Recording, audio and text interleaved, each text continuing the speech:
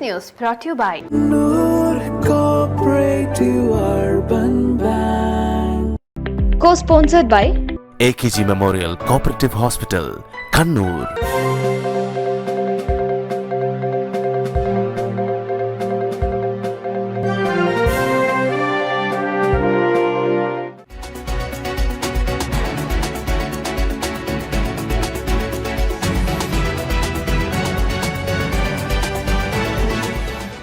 നമസ്കാരം, സ്പീഡ് ന്യൂസിലേക്ക് സ്വാഗതം.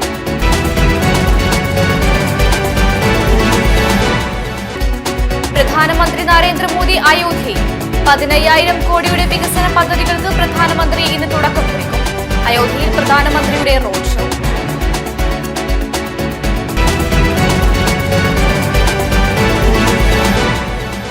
തൃശൂർ പൂരം എക്സിബിഷനിൽ തറവാടക പ്രശ്നത്തിന് താൽക്കാലിക പരിഹാരം. കഴിഞ്ഞ വർഷത്തെ വാടക ഈടാക്കി എക്സിബിഷന് സ്ഥലം അനുവദിക്കാൻ കൊച്ചിൻ ദേവസ്വം ബോർഡിന് മുഖ്യമന്ത്രിയുടെ നിർദ്ദേശം.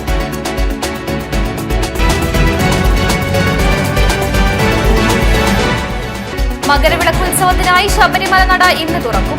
വൈകിട്ട് 5-ന് തന്ത്രി കണ്ഠരർ മഹേഷ് മോഹനരുടെ മുഖ്യ കാർമ്മികത്വത്തിൽ മേൽശാന്തി പി എൻ മഹേഷ് നമ്പൂതിരിയാണ് നട തുറക്കുക. മകരവിളക്ക് ജനുവരി 15-ന്. മണ്ഡലകാലത്തെ ദുരവസ്ഥ മകരവിളക്കിനുണ്ടാകരുതെന്ന് മുഖ്യമന്ത്രിക്ക് പ്രതിപക്ഷ നേതാവ് വി ഡി സതീശന്റെ കത്ത്.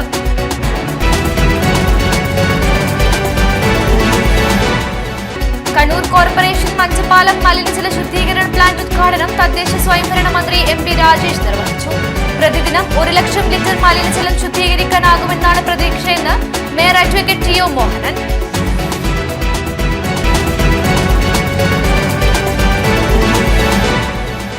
മുഖ്യമന്ത്രി പിണറായി വിജയന് ബോംബ് ഭീഷണി. കുഴിബോംബ് വയ്ക്കുമെന്നാണ് കത്ത്. എറണാകുളം ADM-ന്റെ ഓഫീസിലെത്തിയ കത്തിൽ പഴയ കമ്മ്യൂണിസ്റ്റുകാരനാണെന്നാണ് പരാമർശമുള്ളത്. കത്ത് ലഭിച്ചതിനെ തുടർന്ന് തൃക്കാക്കര പോലീസ് കേസെടുത്തു.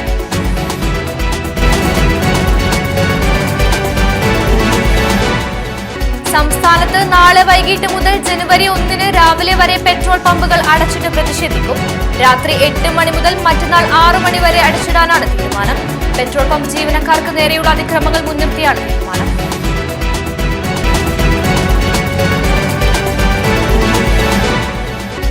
അറബിക്കടലിൽ ന്യൂനമർദ്ദം രൂപപ്പെട്ടു. 48 മണിക്കൂറിനുള്ളിൽ വീണ്ടും ശക്തി പ്രാപിക്കാൻ സാധ്യതയെന്ന് കേന്ദ്ര കാലാവസ്ഥാ വകുപ്പിന്റെ മുന്നറിയിപ്പ്.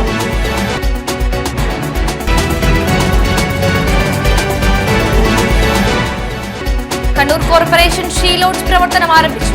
മേയർ ടി ഒ മോഹനൻ ഉദ്ഘാടനം നിർവഹിച്ചു.